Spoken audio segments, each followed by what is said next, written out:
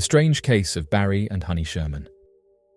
The mysterious and tragic case of Canadian billionaires Barry and Honey Sherman remains one of the most perplexing and high-profile homicide cases in recent history. Nearly 5 years after their deaths, their son, Jonathan Sherman, has increased the reward for information leading to an arrest to a staggering $35 million. The Shermans, a philanthropic couple known for their vast contributions to hospitals, universities, and Jewish organizations, were found strangled in their Toronto home on December 15, 2017. Despite years of investigation and public appeals, no suspect has been named, leaving their family desperate for answers and justice. Barry Sherman was the founder and chairman of Apotex, a pharmaceutical company that made him one of the richest men in Canada. With a fortune estimated to be between $5 billion and $10 billion, his influence extended beyond business, as he and his wife were dedicated to charitable work. Their deaths sent shockwaves throughout Canada, not only because of their wealth and status, but also due to the sheer brutality of the crime. The couple was found side by side with their bodies posed near their indoor pool. Police later confirmed it was a double homicide, ruling out any possibility that one of them had taken the other's life. Since the case was declared a murder investigation, police efforts have been extensive. Toronto authorities have interviewed over 250 witnesses, obtained 41 warrants, and received more than 1,200 tips from the public. However, despite these efforts, the case remains unsolved. Last December, police released surveillance footage of an unidentified person walking near the Shermans' home the day before they were slain. Investigators believe this individual is a key suspect, but the person has not yet been identified. While the police have reiterated their commitment to solving the case, the lack of significant breakthroughs has led the Sherman family to take matters into their own hands. From the beginning, the Shermans' children have been vocal in their dissatisfaction with the police investigation. Frustrated by what they saw as a lack of urgency and direction, they hired a private investigator to conduct a separate inquiry into the case. This independent investigation ran parallel to the police efforts, further emphasizing the family's determination to find justice for their parents. Now, with Jonathan Sherman adding an additional $18 million to the reward, the family hopes that someone with crucial information will come forward. Jonathan Sherman has expressed deep grief over his parents' case, stating that the pain of losing them has been unbearable. He noted that their absence is felt every day, particularly when he thinks about how his children will never have the opportunity to know their grandparents. In his statement, he also acknowledged that his parents had worked hard their entire lives, and they deserved to enjoy their later years surrounded by family, rather than having their lives cut short in such a brutal manner.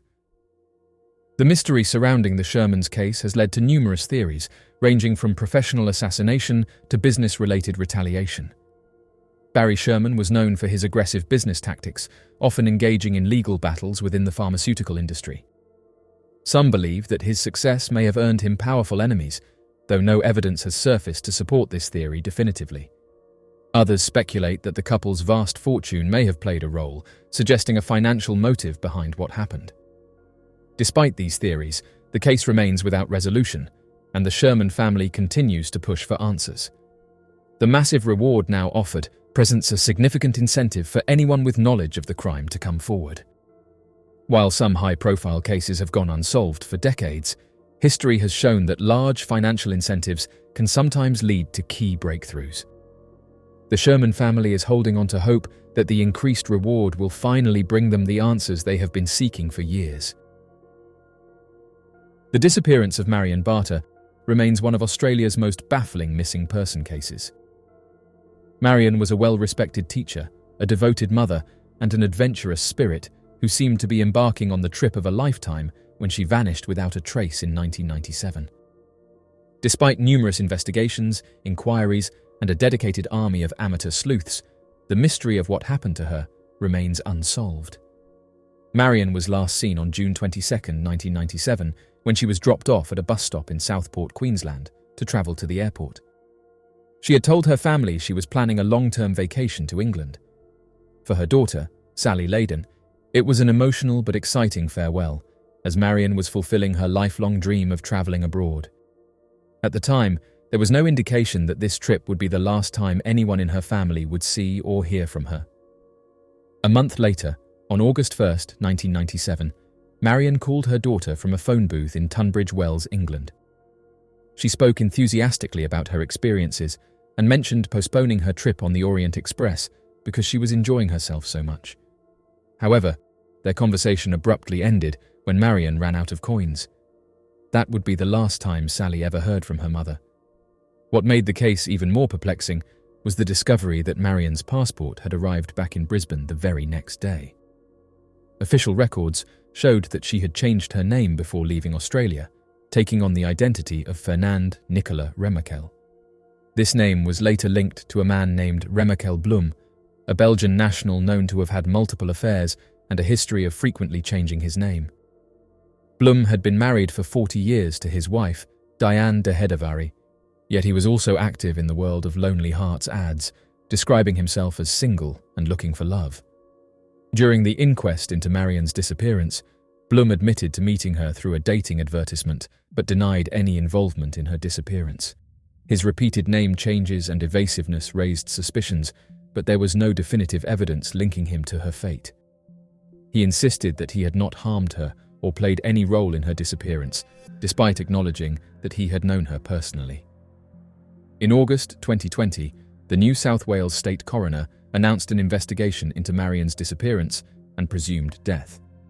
This decision reignited public interest in the case, prompting podcasts, social media pages, and online sleuths to dig deeper into what really happened. The case became a subject of national discussion in Australia, though it remains largely unknown in the United Kingdom, where she was last seen. Authorities struggled to piece together the puzzle of Marian's last known movements. While her passport's return to Australia suggested she had come back, there were no further records of her whereabouts. Her bank accounts showed suspicious withdrawals, but no confirmed sightings of her ever surfaced. This led investigators to consider the possibility that she had met with foul play upon her return.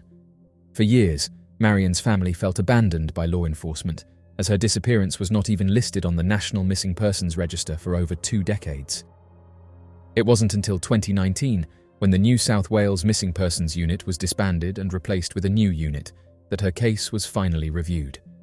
The Australian Federal Police reopened the investigation, placing her on the register and acknowledging the deep failures in her case's handling. The renewed investigation prompted a major breakthrough in June 2021, when New South Wales Police and the local government announced a $250,000 reward for information leading to the discovery of what happened to Marian. The reward was later increased to $500,000 in April 2022, reflecting the growing pressure to solve this decades-old mystery. Despite these efforts, the case remains unsolved. Sally Layden has continued to push for answers, refusing to let her mother's disappearance be forgotten. She has dedicated years to raising awareness, appearing in interviews, and working alongside investigators in the hope of uncovering the truth. Marian Barter's story is a heartbreaking reminder of how easily someone can disappear, even in the modern world. The lack of clear evidence, combined with the strange circumstances surrounding her case, has left more questions than answers. Theories about her fate range from voluntary disappearance to potential foul play, but without definitive proof, the truth remains elusive. The case of Marian Barter continues to captivate the public, with podcasts and online communities determined to find out what really happened. Whether through new witnesses coming forward, advancements in forensic investigations, or persistent efforts by her family and supporters, the hope remains that one day, the mystery of Marian Barter will finally be solved. The unknown identity of the Giza Bandit. The Giza Bandit remains one of the most infamous and mysterious bank robbers in modern history. Between 2009 and 2011, this elusive criminal robbed 16 banks across San Diego County, leaving authorities baffled and the public captivated. His signature appearance was that of an elderly man, seemingly in his 60s or 70s, complete with a frail gait and wrinkled skin. However, many believe this was nothing more than an elaborate disguise, a well-crafted latex mask meant to mislead investigators and witnesses. The true identity of the Giza Bandit remains unknown, and his ability to vanish without a trace has only deepened the mystery surrounding his crimes. The crime spree began on August 28, 2009, when the Giza Bandit robbed a US bank in Santee, California. Surveillance footage showed an elderly man approaching the teller, calmly presenting a demand note and brandishing a small handgun. His demeanor was composed, almost rehearsed, leading many to speculate that he was not an amateur but an experienced criminal. After securing the money, he walked out of the bank at a normal pace, disappearing into the streets without immediate pursuit. Over the next 2 years, he struck 15 more times, each robbery nearly identical in execution. Special Agent James Stinnett of the FBI in San Diego has dedicated years to tracking the Giza bandit, but no definitive leads have surfaced. The most significant piece of evidence left behind was a day planner that the bandit dropped at the scene of his first robbery. Investigators have been forensically analyzing the item for fingerprints or DNA, yet it has not yielded any conclusive results. The FBI remains hopeful that this piece of evidence may one day provide the breakthrough they need to identify the mysterious robber. One of the prevailing theories is that the Giza bandit may have changed his disguise entirely. His effectiveness in avoiding capture suggests a high level of criminal sophistication. The FBI has been analyzing the body movements of recent bank robbers to see if they match the distinct mannerisms of the Giza bandit. While the mask may have been a clever deception, his physical habits and gait might give him away if he is still active. Some investigators believe he may still be committing crimes, but under a completely different persona, making it much harder to track him down.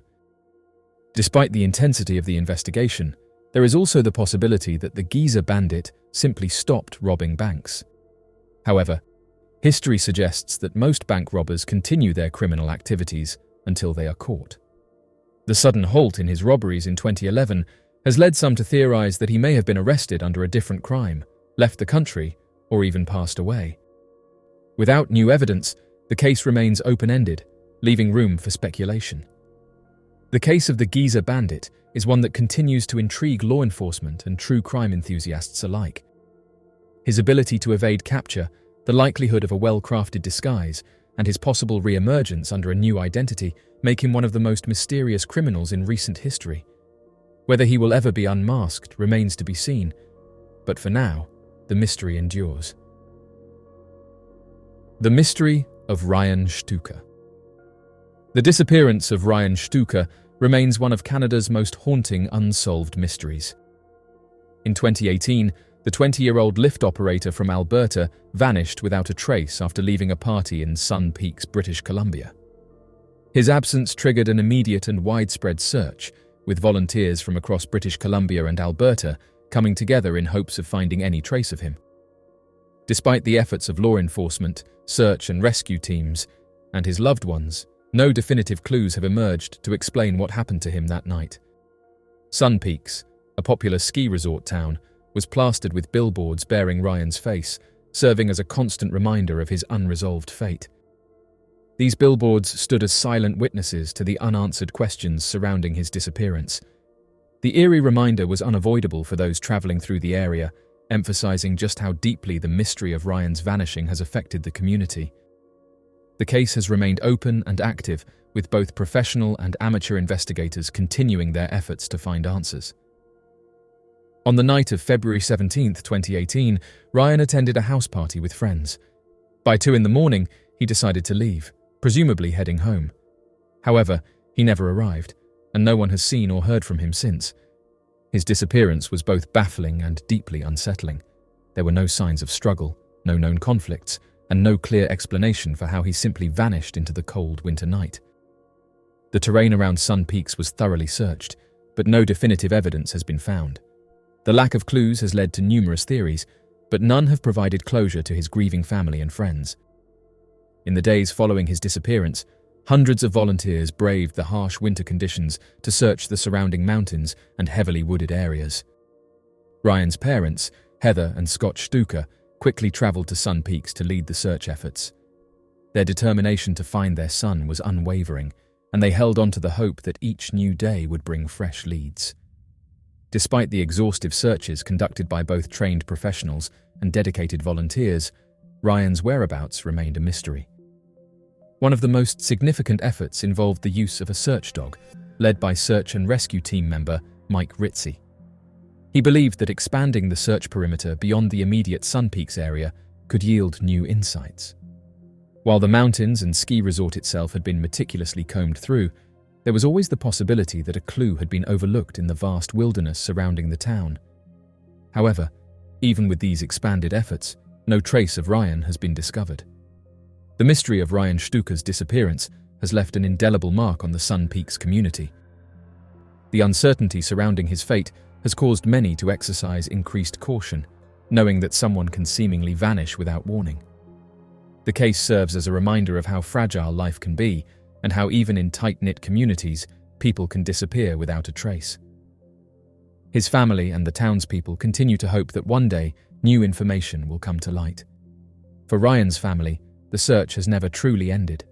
His mother, Heather, has been particularly vocal in keeping his story alive, advocating for awareness about missing persons and continuing to urge anyone with information to come forward. She has dedicated herself to ensuring that Ryan's name is not forgotten and that the unanswered questions surrounding his disappearance are not ignored. The heartbreak of not knowing what happened to their son is something they have been forced to endure every single day. As the years pass, the case remains open and the search for Ryan continues. His disappearance is a chilling mystery that has left a community in mourning and a family searching for closure. Those who knew him remember a young man full of life, laughter, and adventure. Until the day comes when answers are finally uncovered, the people of Sun Peaks and beyond will continue to hold on to the hope that one day Ryan Stucker will be found. The unsolved mystery of Matthew and Philip Reagan. The case of Matthew and Philip Reagan remains one of the most perplexing and tragic unsolved mysteries in recent years. The two brothers, originally from Ohio, embarked on a road trip across the country in March 2020 with the ultimate goal of relocating Philip to California for a new job. Their journey, filled with adventure and sightseeing, ended abruptly in a desolate area of Sawmill, Arizona, on the Navajo Nation reservation. Their bodies were discovered with multiple pistol wounds on March 21, 2020, leaving investigators and their grieving family searching for answers. Philip Reagan, aged 29, had just accepted a job at the Montecito Sequoia Lodge in the Sequoia National Forest of Central California. He was anxious about the move, expressing to his family that he felt jobless and homeless and had no choice but to take the opportunity. His older brother, Matthew Reagan, aged 39, a married father of 5, decided to accompany him on the journey. Matthew was an engineer who designed heating, ventilation, and air conditioning systems, a career that frequently took him across the country for work. The two brothers set off west in an SUV, maintaining frequent contact with their family as they traveled. Their trip seemed to be going as planned. Along the way, they stopped at well-known landmarks, including the iconic U Drop Inn Cafe on Route 66 in Shamrock, Texas. They even shared a photo in front of the Conoco gas station, a recognizable landmark featured in the animated film Cars. However, as they crossed from Texas into New Mexico, their communication with family became less frequent due to limited cell service. The last known contact was a Skype call between Matthew and his wife Faye from Shamrock, Texas. This was the final time she saw her husband and brother-in-law alive. On March 21st, the brothers were on their way to Canyon de Chelly, a national monument known for its ancient ruins and Native American rock carvings. At some point, they relied on GPS navigation, which led them down an unpaved road near Sawmill, Arizona. Investigators later determined that the GPS had misdirected them into a remote area covered in snow and mud. Their Ford SUV became stuck about half a mile from where their bodies were later found. Unable to move the vehicle, they attempted to walk back toward a gas station, but they never made it. At some point during their trek, both men were fired at multiple times. A passing driver noticed the brothers partially on the road and had to search for cell phone service before being able to call the authorities. The first law enforcement officers to arrive at the scene were members of the Navajo Tribal Police, followed by the Apache County Sheriff's deputies. Given that the crime occurred on the Navajo Nation reservation but involved non-Native American victims, the case was handed over to the FBI for further investigation. Determining jurisdiction in crimes on tribal land is complex, often requiring authorities to consider the identity of both the victim and the perpetrator before assigning investigative responsibility. The FBI has actively sought information from the public regarding the case, yet no suspect has been identified. Authorities have not revealed any known motives, nor have they suggested any possible links between the Reagan brothers and individuals who may have wanted to harm them. The circumstances surrounding their passings raise troubling questions. The fact that they were stranded in an unfamiliar area makes it less likely they had any prior connection to the individual. Despite the ongoing investigation, the case of Matthew and Philip Reagan remains unsolved. The FBI has asked for anyone with information to come forward, offering hope that a crucial piece of evidence might finally surface. The case remains a haunting reminder of how quickly a journey filled with hope and new beginnings can turn into a tragic and unexplained loss. The mystery of Amber Alyssa Tuccaro. Amber Alyssa Tuccaro's case remains one of the most haunting unresolved cases in Canada. Tuccaro, a 20-year-old Indigenous woman from Fort McMurray, Alberta, went missing in August 2010 after accepting a ride from an unknown man near Edmonton. Despite significant evidence, including an audio recording of her last known conversation, her killer has never been identified. Her case has become emblematic of the high number of missing Indigenous women in Canada and the failures in investigating their disappearances. On August 17, 2010, Tuccaro arrived in Edmonton with her infant son and a female friend for what was supposed to be a short vacation. The trio booked a hotel in Nisku, a small town just south of Edmonton, intending to enjoy a brief getaway. The next day, around 8 in the evening, Tuccaro left the hotel and decided to hitchhike into Edmonton. She was last seen getting into a vehicle with an unidentified man. During the car ride, Tuccaro received a phone call, and what followed would later become a critical piece of evidence in her case. In the recorded conversation, Tuccaro can be heard confronting the driver, questioning where they were going. The man assured her they were heading east toward Edmonton, but investigators later determined that he had actually driven south into rural Leduc County. Tuccaro's tone in the recording suggests she was becoming increasingly suspicious and uneasy. Her repeated questioning of the driver, combined with his vague and misleading responses, indicate that she realized something was wrong. 2 years later, on September 1, 2012, horseback riders discovered Tuccaro's remains in a field in Leduc County. Dental records confirmed her identity, turning her disappearance into a homicide investigation. The discovery raised more questions than answers, particularly regarding why it had taken so long for significant action to be taken in her case. The Royal Canadian Mounted Police's handling of the investigation came under severe scrutiny. On September 4, 2010, just weeks after Tuccaro's disappearance, police issued a statement saying they did not believe she was in any danger. This assumption, which lacked substantial evidence, deeply frustrated her family, who felt the authorities were not taking the case seriously. They believed that stereotypes about Indigenous women had influenced the investigation, leading to delays and negligence.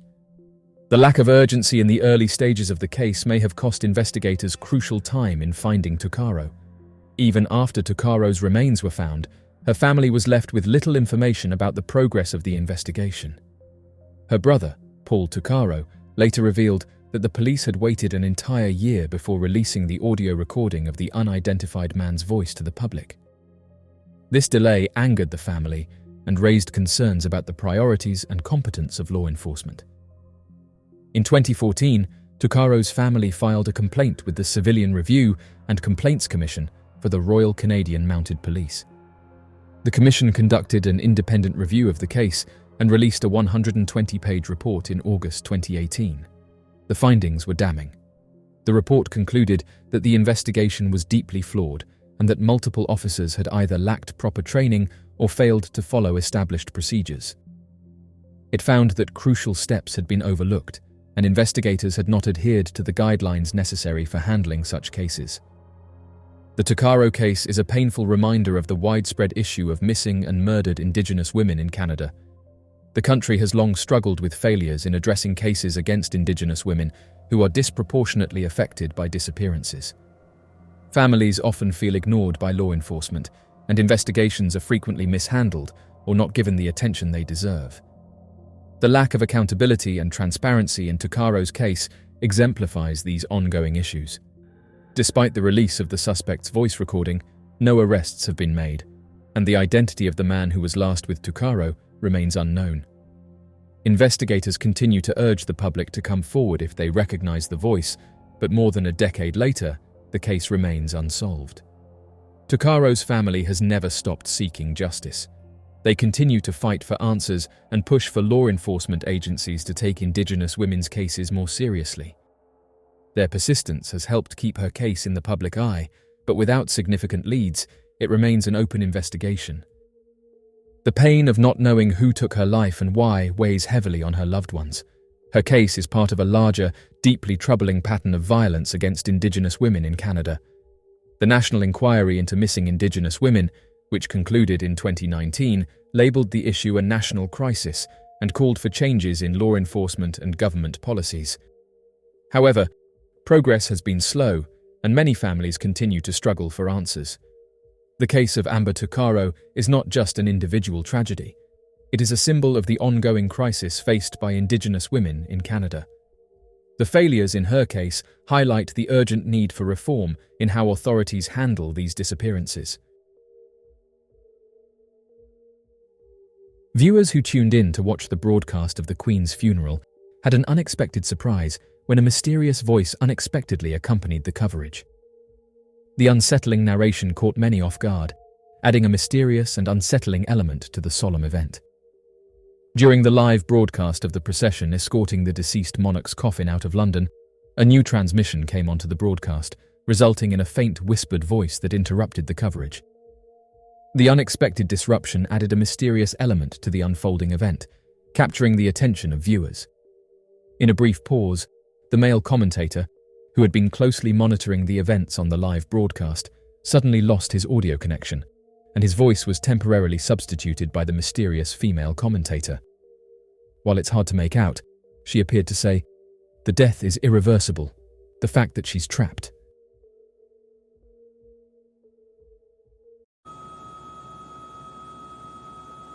The death is irreversible, and the fact that she's trapped. As you can see, Death is irreversible, and the fact that she's trapped. as you can see, The death is irreversible, and the fact that she's trapped. as you can see.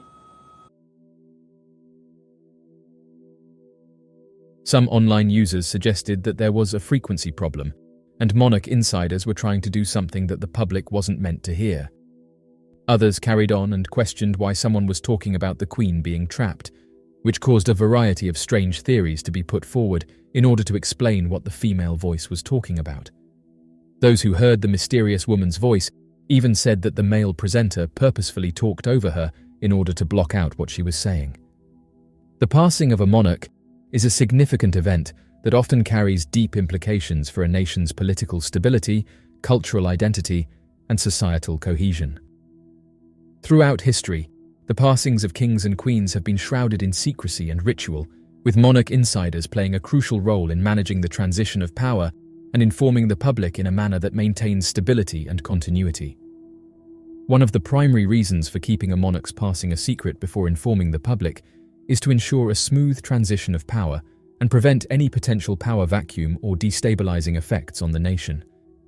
In monarchical systems, the passing of a monarch often triggers a carefully orchestrated succession process, with designated heirs or successors poised to assume the throne.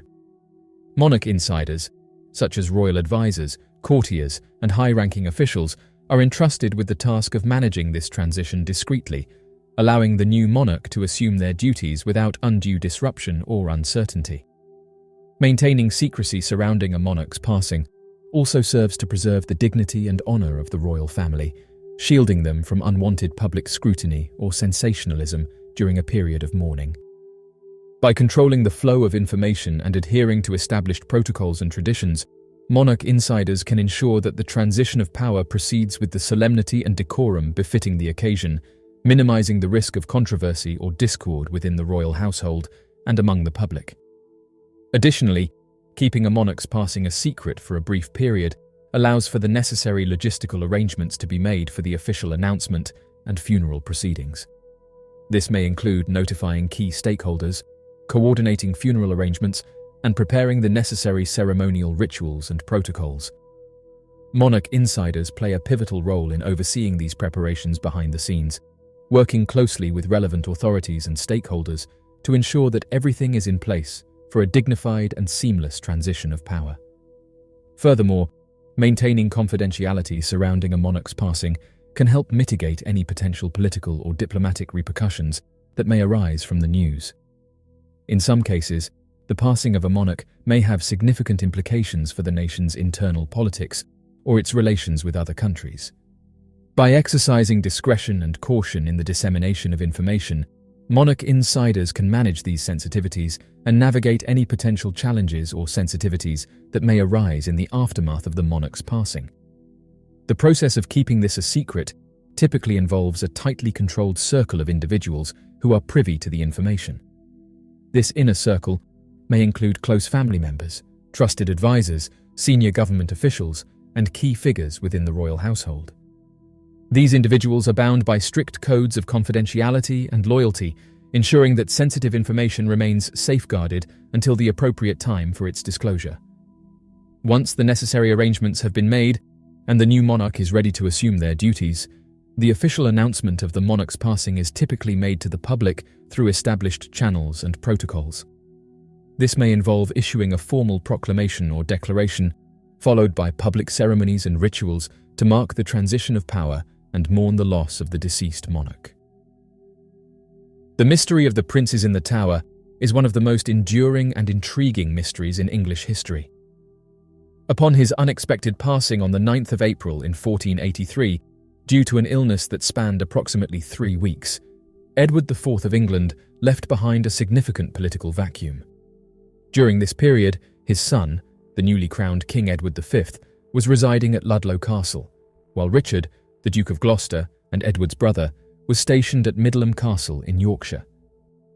News of Edward IV's demise eventually reached Gloucester around the 15th of April, with potential prior knowledge of the king's ailing health. It is documented that upon hearing the news, Gloucester made a public display of his allegiance to the new monarch by visiting York Minster to affirm his loyalty. The historical accounts, such as the Croyland Chronicle, suggest that Edward IV had appointed Gloucester as the Lord Protector before his death. Despite Edward's request, the Privy Council was not obligated to adhere to the deceased king's wishes, as exemplified by the precedent set during Henry V's reign. This situation underscores the complexity of succession and power dynamics during that pivotal historical moment.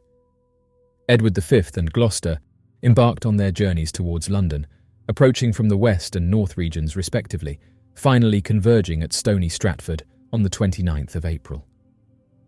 The subsequent day, Gloucester proceeded to apprehend Edward's entourage, which notably included the young boy's uncle, Anthony Woodville, 2nd Earl Rivers, along with their half-brother, Sir Richard Grey. This captive group was later transported to Pontefract Castle, situated in Yorkshire, where a grim fate awaited them on the 25th of June in the form of decapitation. Following this event, Gloucester took custody of the young prince, Edward V, which prompted a swift reaction from Elizabeth Woodville. In response, she sought refuge at Westminster Abbey with her son Richard, the Duke of York, and her daughters, in a bid to safeguard them from a similar fate. Edward V and Gloucester arrived in London together. Plans continued for Edward's official coronation, but the date was postponed from the 4th of May to the 25th of June. On the 19th of May, 1483, Edward was lodged in the Tower of London, then the traditional residence of monarchs prior to the coronation.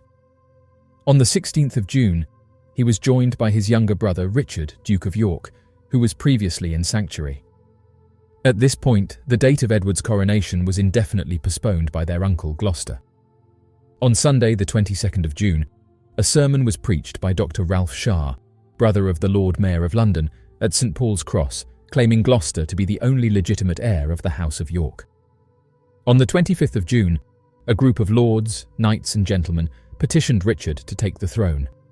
Both princes were subsequently declared illegitimate by Parliament. This was confirmed in 1484 by an Act of Parliament known as Titulus Regius. The Act stated that Edward IV and Elizabeth Woodville's marriage was invalid because of Edward's pre-contract of marriage with Lady Eleanor Butler.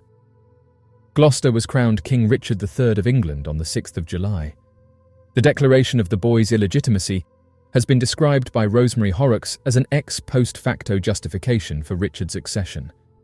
Dominic Mancini, an Italian friar who visited England in the 1480s and who was in London in the spring and summer of 1484, recorded that after Richard III seized the throne, Edward and his younger brother Richard were taken into the inner apartments of the tower and then were seen less and less until they disappeared altogether. Mancini records that, during this period, Edward was regularly visited by a doctor who reported that Edward sought remission of his sins by daily confession and penance because he believed that the end was facing him. The Latin reference to Argentinus Medicus was originally translated as a Strasbourg doctor. However, Rhodes suggests it may actually refer to Dr. Argentine, whom Rhodes identifies as John Argentine, an English physician who later served as Provost of King's College, Cambridge, and as doctor to Arthur, Prince of Wales, eldest son of King Henry VII of England. Following Richard's reunion with his brother, there have been accounts suggesting that the two princes were observed engaging in playful activities within the tower premises. However, records do not document any further sightings of them beyond the summer of 1483. An unsuccessful rescue mission was undertaken towards the end of July in an effort to locate them. The destiny of the two princes continues to linger as an unsolved mystery, shrouded in mystery and speculation. Various theories and conjectures have been put forth over the years, yet no definitive answers have emerged to resolve their ultimate fate. Many scholars in the field of history speculate about the fate of the princes, with a prevailing belief that they met a tragic end. There is a view suggesting that the possible occurrence of their demise took place in the latter part of the summer of 1483. Maurice Keane puts forward the argument that the uprising against Richard III in 1483 was initially aimed at liberating Edward V and his sibling from the confines of the Tower of London before it was too late. However, as the Duke of Buckingham got involved, the focus of the rebellion shifted towards endorsing Henry Tudor, as Buckingham likely had knowledge of the prince's demise within the tower's walls. Alison Weir posits the 3rd of September 1483 as a probable date for the event. Nonetheless, Weir's findings have faced criticism for being heavily reliant on her own conjecture rather than on the ambiguous evidence she has presented in a misleading manner. The mysteries surrounding the disappearance of the two princes at the hands of a possible murder remain a subject of intricate scholarly debate, delving deep into the complexities of political dynamics and power struggles of that era. In his analysis of historical records, Clements Markham, a prominent historian, suggests that there is a possibility that the princes, believed to be Edward V and Richard, Duke of York, could have still been alive as late as July 1484. Markham draws attention to a set of regulations issued by Richard III's household that specified the requirement for the children to have breakfast together. However, diverging from Markham's view, James Gairdner argues that the identity of the term "the children" is ambiguous and might not necessarily refer to the princes in question. Gairdner posits that the phrase could have been alluding to a different group of individuals. Specifically, he proposes that the children mentioned in the regulations could be Edward, Earl of Warwick, who was the son of the Duke of Clarence, along with Edward IV's two youngest daughters, Catherine and Bridget.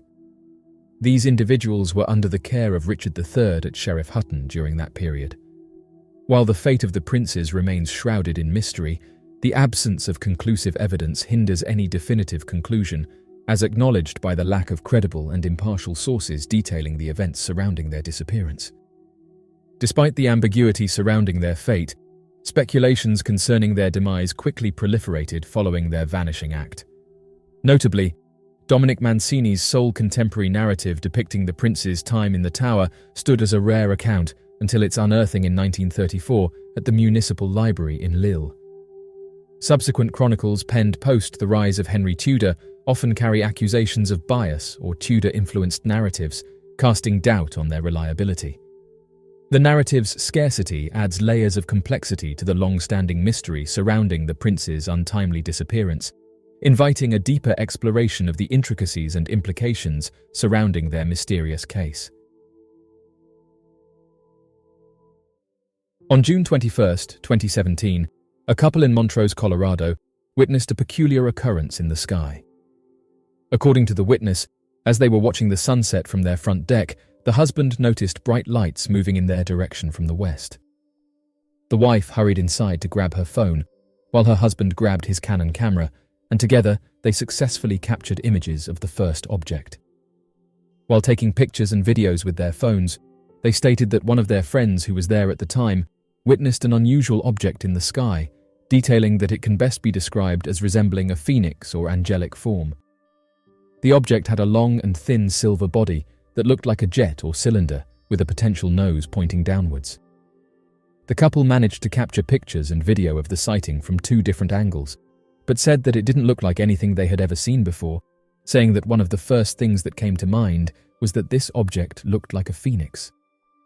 The couple said that at the time of the sighting it was cloudy day, but noted that they weren't the only ones who saw this. It is unclear whether there were 1 or 2 of these entities, one potentially circling the city due to the timing of their separate appearances. The couple said that the shape of the object they encountered was not immediately evident until they viewed photos of it on their computer.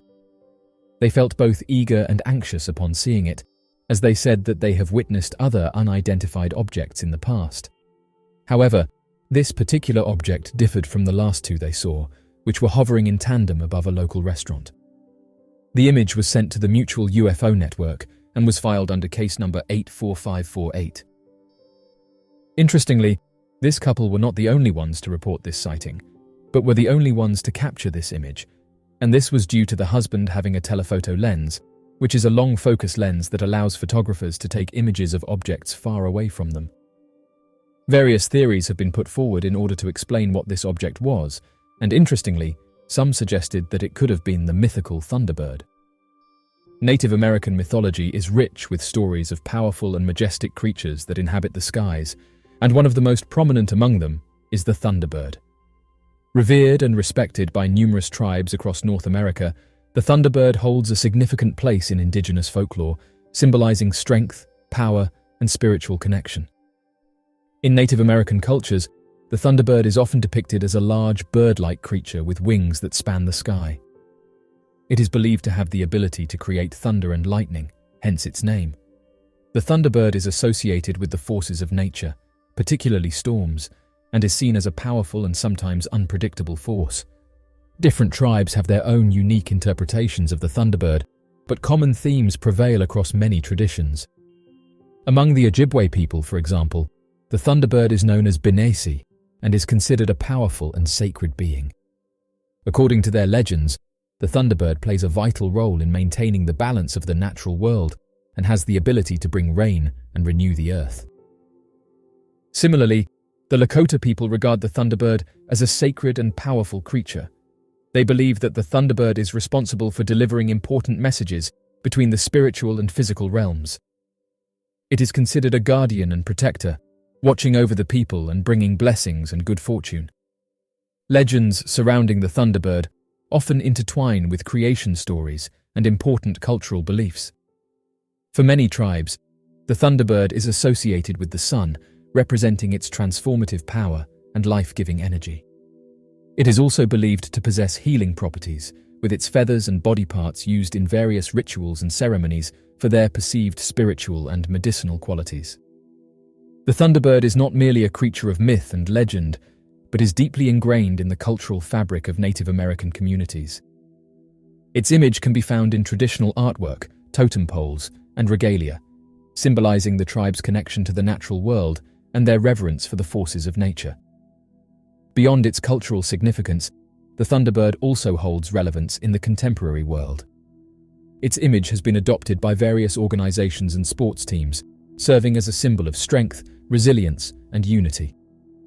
This recognition and incorporation of the Thunderbird into mainstream culture is a testament to the enduring power and influence of Native American beliefs and traditions. The significance of the Thunderbird extends beyond its symbolic representation. Many individuals claim to have witnessed sightings or encounters with creatures resembling the Thunderbird. These accounts often describe large, winged creatures with incredible wingspans and extraordinary abilities. While these reports cannot be scientifically verified, they contribute to the ongoing fascination and intrigue surrounding the Thunderbird and its existence. The Thunderbird's presence in Native American mythology serves as a reminder of the deep connection between indigenous cultures and the natural world. It emphasizes the importance of respecting and living in harmony with the environment, recognizing the power and wisdom inherent in the natural elements. Some people don't think that this sighting was a mythical creature and labeled it as an unidentified object. The number of reported UFO sightings varies from year to year, and it is challenging to establish an accurate count due to several factors, including the varying definitions of unidentified objects and the reporting practices in different regions. However, it is evident that a significant number of sightings are reported annually, with thousands of cases being documented worldwide. One of the key challenges in estimating the exact number of reports is the fact that not all sightings are reported or recorded. Many individuals may witness something unusual in the sky, but choose not to report it for various reasons, such as fear of ridicule or a lack of awareness of reporting mechanisms. As a result, the reported numbers are likely only a fraction of the actual sightings that occur. Despite these limitations, several organizations and agencies actively collect and analyze reports. The National UFO Reporting Center in the United States, for example, receives thousands of reports each year. Other countries also have similar organizations or initiatives dedicated to recording and investigating UFO sightings. The Mutual UFO Network is another prominent organization that collects and investigates reports worldwide. In addition to these organizations, advancements in technology and the widespread use of smartphones have made it easier for individuals to document and report sightings. People can capture photos or videos and quickly share them through social media platforms or dedicated sighting websites.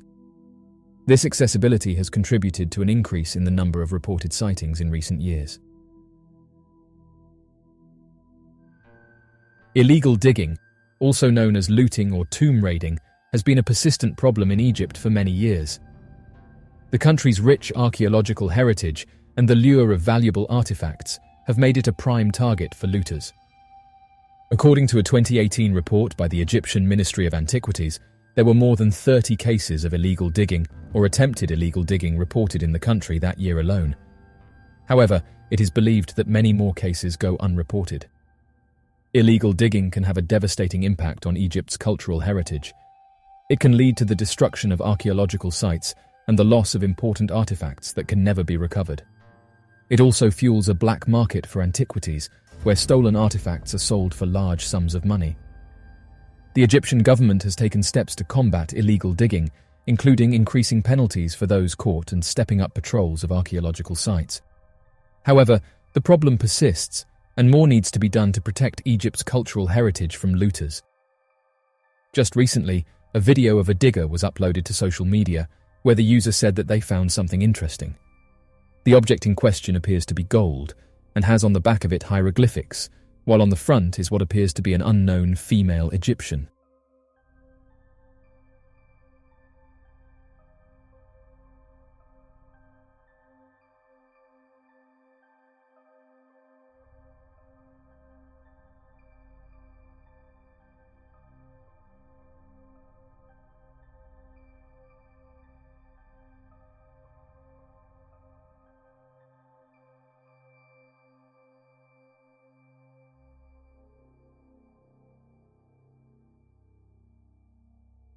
The carving is strange as it always appears to be staring at you. However, the phenomenon of the eyes appearing to follow you is actually an optical illusion called the Mona Lisa effect. It is named after Leonardo da Vinci's famous painting, the Mona Lisa, which appears to follow viewers no matter where they stand. The effect occurs because of the way our eyes perceive objects in the visual field. When we look at a painting or a portrait, our brains perceive it as a three-dimensional object, even though it is actually flat. This means that our brains try to adjust our perspective based on the position of the painting, causing the eyes to appear to follow us. Oddly enough, though, it's reported that the digger who found this artifact also found various other ancient relics, saying that gold bars along with small golden statues were also found. The digger went on to detail that these objects were found inside an old abandoned tunnel, but didn't give away any details as to where this tunnel was located. Ancient Egypt was one of the most important and influential civilizations in human history. The discoveries and artifacts left behind by the ancient Egyptians provide valuable insights into their culture, religion, social structure, art, and technology. There are various reasons why people illegally dig in Egypt, but most of them are driven by the desire to find valuable antiquities that can be sold on the black market. These antiquities are often stolen from archaeological sites or tombs and sold to collectors or dealers who are willing to pay large sums of money for them. Another reason is the lack of economic opportunities in certain areas of Egypt, particularly in rural areas where poverty is widespread. In such areas, people may turn to illegal digging as a way to make money, since the sale of antiquities can be a lucrative business. In some cases, political instability and conflict can also contribute to illegal digging. During times of unrest, security forces may be preoccupied with other issues, allowing looters to operate with relative impunity. Unfortunately, illegal digging in Egypt has a significant impact on the country's cultural heritage. When antiquities are stolen and sold on the black market, they are often lost forever, with little hope of ever being recovered or returned to their rightful place in history. Additionally, illegal digging can cause damage to archaeological sites and tombs, further eroding Egypt's rich cultural legacy. Interestingly, gold was highly valued in ancient Egypt and was used for a variety of purposes, such as jewelry, religious objects, and as a symbol of power and wealth. The ancient Egyptians obtained gold from various sources, including mines in Nubia and the Eastern Desert. Some of the gold was used to make elaborate burial masks, jewelry, and other funerary objects for the pharaohs and other elite members of society. The tombs of some pharaohs, such as King Tut, were filled with gold objects, including the famous solid gold funerary mask. It's believed that much of the gold from ancient Egypt was eventually melted down and reused for other purposes over time. Some of it may have been lost or stolen during the many invasions and conflicts that occurred throughout Egyptian history. However, there are still many ancient Egyptian artifacts made of gold that have survived to this day and continue to fascinate people around the world. The ancient Egyptians were most successful during the period known as the New Kingdom, which lasted from approximately 1550 BCE to 1069 BCE. This era saw a period of great expansion and prosperity for Egypt, with powerful pharaohs who were able to establish Egypt as a major military and economic power in the region. During the New Kingdom, Egypt experienced a renaissance in art, architecture, and culture.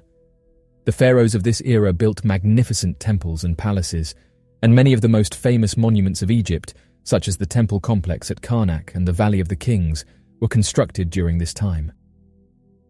The New Kingdom also saw the rise of the powerful pharaohs, such as Ahmose I, Hatshepsut, Thutmose III, Amenhotep III, and Ramses II, who were able to conquer neighboring territories, establish trade networks, and build an empire.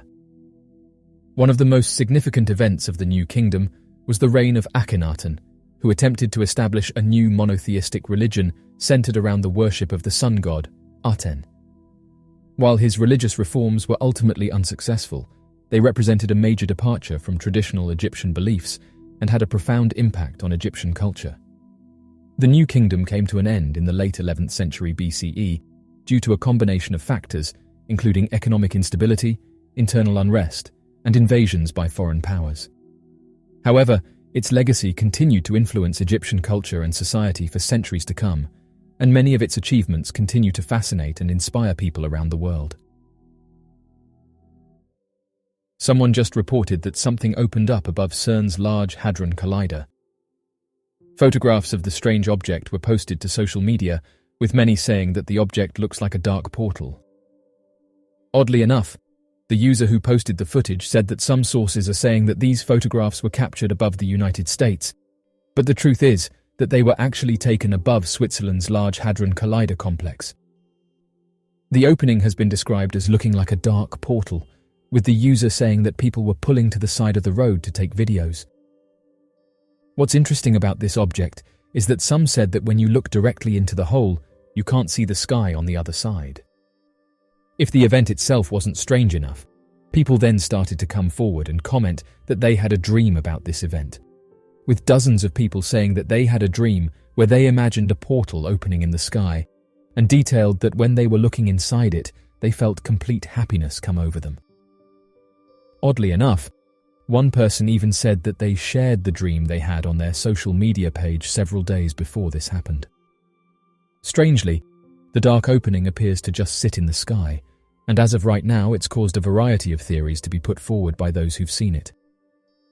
One user suggested that experiments may have been conducted in the area, and that this is the result of one of them, saying that if officials did this during the night, then it wouldn't be easy to see. As if this mysterious sighting wasn't strange enough, some people were saying that they could see objects flying out of the portal, with one woman describing how she saw two orb-like objects. And interestingly, these were even picked up on the video. These orbs are often associated with strange phenomena, and sightings of these bright lights go back hundreds of years. The reason people say they are connected to other mysterious aircrafts is due to how they move, with eyewitnesses saying that they appear to be under intelligent control, as they are able to travel at high speeds, make quick maneuvers, and even vanish within seconds. These strange glowing orbs have also been captured on things like webcams, and it's led researchers to say that they are perhaps one of the most reported mysterious flying objects, and that they are known for being difficult to photograph, as they just appear as glowing smudges on cameras. In recent years, scientists have come forward and said that humans have the ability to control and manipulate the weather, saying that this involves the use of various techniques to alter the natural processes that create weather phenomena such as rain, snow, hail, and fog. One common technique used involves the use of chemicals, such as silver iodide or dry ice, to stimulate cloud formation and precipitation. The chemicals are released into the atmosphere either by ground-based generators or by aircraft, where they are dispersed into the clouds to encourage the formation of rain or snow. Other techniques that have been proposed include the use of lasers, microwave beams, and even large-scale wind turbines to alter the movement and behavior of atmospheric systems. While these techniques have shown some promise in certain applications, their effectiveness remains limited and controversial. Some went down this route and suggested that this was part of some experiment being carried out in the area. Skeptics were not impressed, and said that what people are most likely seeing is nothing more than a cloud or a smoke ring. A smoke ring is a visible vortex ring formed by smoke or other particles in the air. The ring is created when a burst of air is expelled through a circular opening, such as the mouth or the barrel of a smokestack. The air forms a vortex as it travels through the opening, creating a circular motion that draws in smoke or other particles from the surrounding air. As the vortex expands and moves away from the opening, it forms a distinct ring shape that is often visible for several seconds. However, many who allegedly witnessed this event said that the ring didn't disperse, and noted that it could be seen hovering in the sky for several minutes without moving. They also noted that if it was a smoke ring, then you would be able to see through it, but said that you couldn't, and that all you could see when you looked into it was darkness. As of right now, people are still debating what this object is and where it came from. The Large Hadron Collider is a particle accelerator located at CERN near Geneva, Switzerland. It is the largest and most powerful particle accelerator in the world, with a 27-kilometer or 17-mile ring-shaped tunnel buried underground, designed to accelerate particles to very high speeds and smash them into each other. The Large Hadron Collider is primarily used to conduct experiments in high-energy physics. By colliding particles at extremely high speeds, the Large Hadron Collider allows scientists to investigate the fundamental structure of matter and explore the behavior of subatomic particles.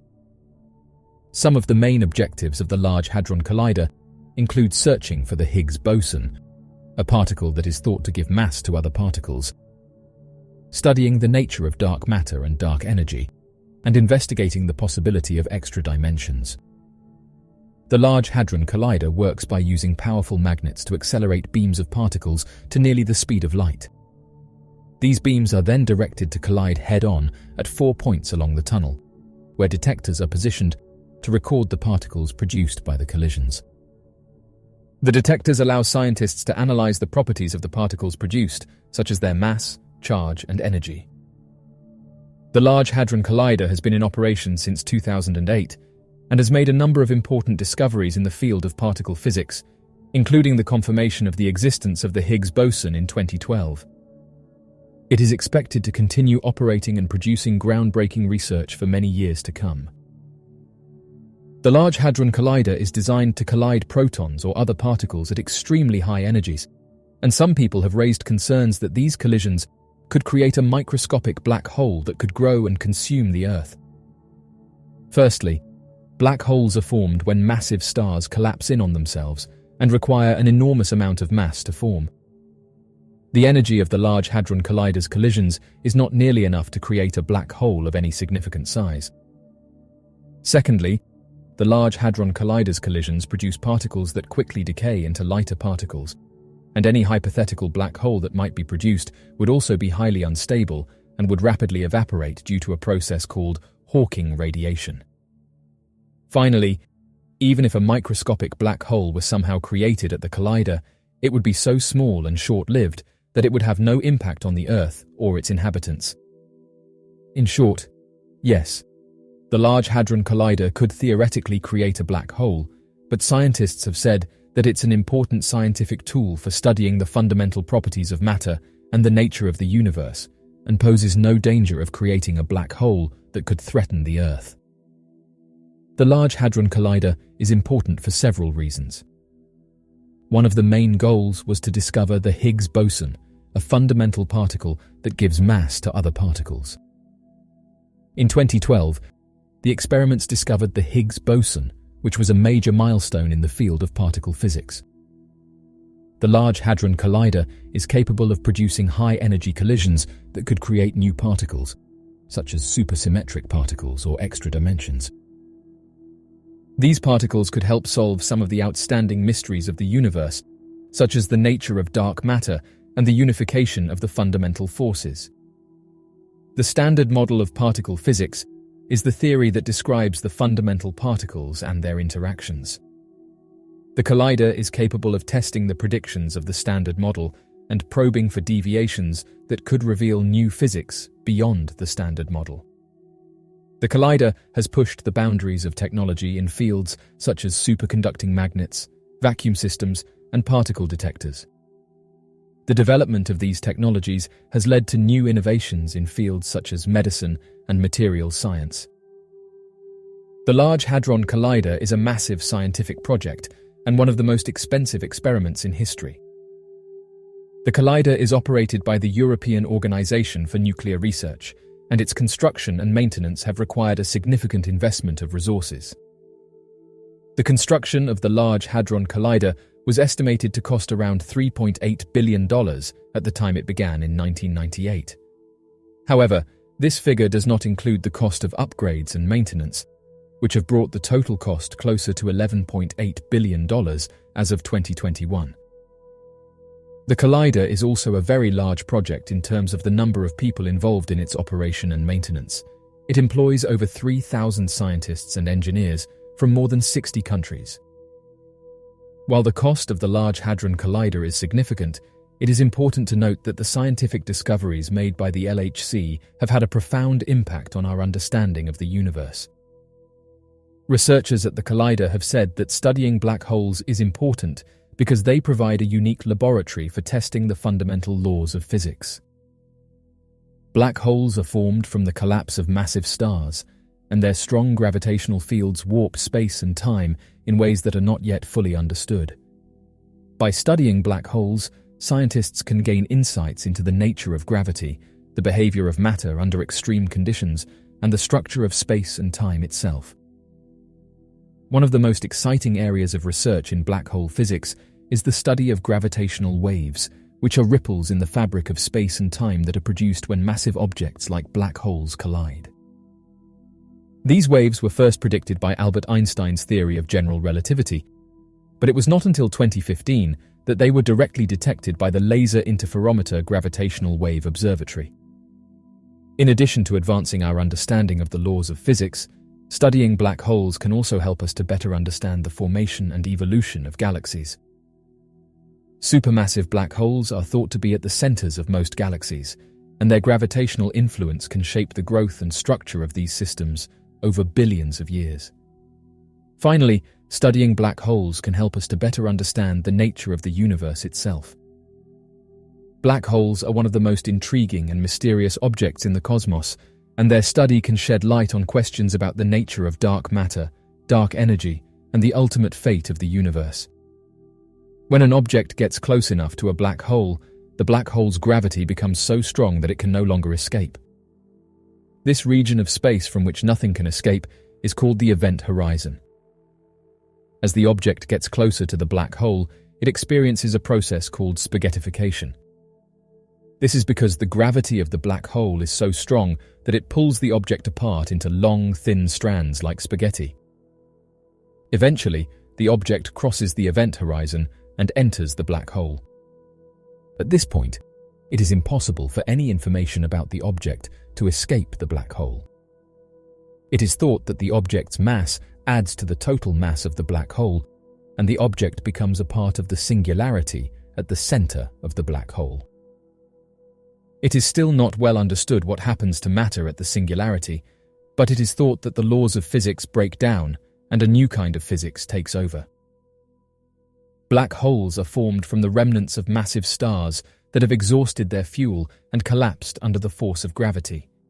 Therefore, the number of black holes in the universe is related to the number of massive stars that have existed in the history of the universe. It is estimated that there are millions or even billions of black holes in our Milky Way galaxy alone. However, most of these black holes are so-called stellar black holes, with masses only a few times that of our Sun. There are also intermediate mass black holes with masses between 100 and 100,000 times that of our Sun, and supermassive black holes with masses millions or billions of times that of our Sun. The origin of intermediate mass and supermassive black holes is still a topic of active research. The exact mechanism for the formation of black holes is still not fully understood, but the study of black holes can provide insights into the fundamental nature of gravity and the structure and evolution of the universe.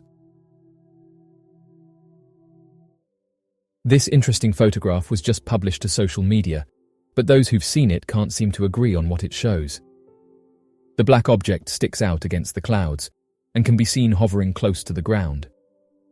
Some users speculated that it was some sort of atmospheric phenomena, while others who allegedly saw the object said that it suddenly manifested in the sky.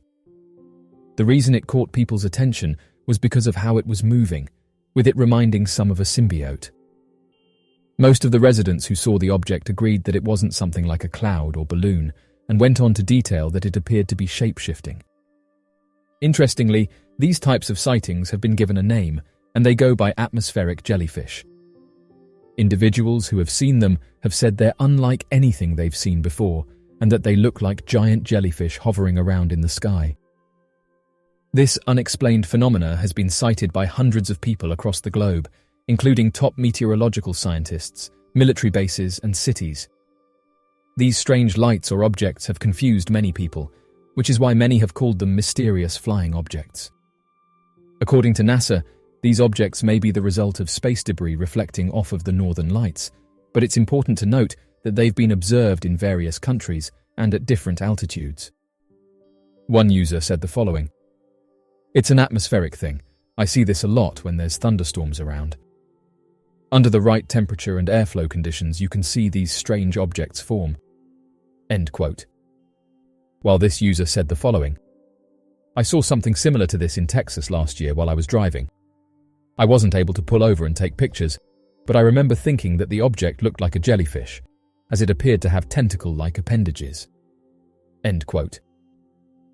Interestingly, a similar incident was reported across various areas in London, with residents saying that the police turned up soon afterwards and told people to move out of the area. Many people aren't aware of this, but police have investigated mysterious aircrafts in the past. In fact, there have been several documented cases of law enforcement officers encountering strange objects and glowing lights while on duty and reporting them to their superiors. One well-known case occurred in 1966 in Portage County, Ohio, where several police officers witnessed a series of strange lights in the sky and admitted to chasing the object for over 30 minutes. Another notable case occurred in 1973 in Mansfield, Ohio, where two police officers reported seeing a strange aircraft hovering over a nearby field. In addition, there have been numerous cases where civilian witnesses have called the police to report sightings of mysterious objects, and officers have responded to investigate. While the police are not typically equipped to conduct in-depth investigations into these types of sightings, they may collect eyewitness testimony, take photographs or videos, and file reports with appropriate agencies such as the FAA or local research organizations. There's certainly no shortage of mysterious encounters with unknown objects. The Tangmere sighting.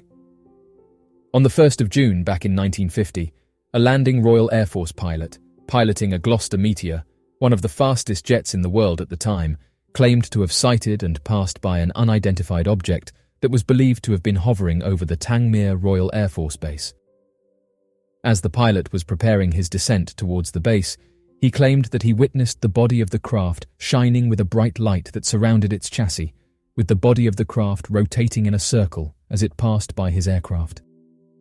Using his altimeter, the pilot estimated that the object must have been travelling somewhere around 20,000 feet, flying in the direction of east from the Portsmouth area. The report was later confirmed after the Royal Air Force Base Tangmere inquired to the Royal Air Force Base Wartling, found in Sussex, if they had also picked up the object on their radar equipment. According to the Wartling radar station, they claimed to have watched the craft on its PPI screen at around the same time the pilot claimed to have seen the craft, between 2:30 and 3 in the afternoon. Although a series of reports surrounding unidentified objects predated this witness account, the Tangmere sighting is often described as Britain's first flying saucer incident. Shortly following the details and confirmation of the military report, the British government would establish the Flying Saucer Working Party, the British Ministry of Defence's first official investigation into the flying saucer phenomenon. No further information surrounding the report would come forward. The William Schaffner interception. One of the strangest, mysterious aircraft incidents in history, an encounter that would result in the passing of a Royal Air Force pilot, would be reported on the 8th of September back in 1970, and lead to serious investigations made by the British Ministry of Defence following the impossible-to-explain event. According to the military reports, the Royal Air Force pilot, known as William Schaffner, was tasked with intercepting a peculiar aircraft that had first been spotted on radar by 3 different independent radar detection stations, including the Royal Air Force Base, Fylingdale's Early Radar Warning Station, the United States Air Force Thule Air Base Radar Station, located in Greenland, and the Colorado Springs Radar Base at the Cheyenne Mountain Complex in Colorado, USA. Fearing that the object was some form of unknown advanced aircraft, William Schaffner was given the order to intercept the object over the North Sea and engage in a firefight if necessary. Unfortunately for the Royal Air Force pilot, that would be the last time that William Schaffner would ever be seen. Radar detected his plane dropping from its height, and shortly thereafter, William Schaffner was unresponsive. Roughly 4 months later, the aircraft of William Schaffner would be recovered from the seabed. Oddly enough, the entire plane was relatively untouched, with the main body of the plane staying enclosed underwater. When investigators looked inside the craft to better understand what could have happened to the pilot, they quickly noticed that William was nowhere to be found within the completely enclosed aircraft.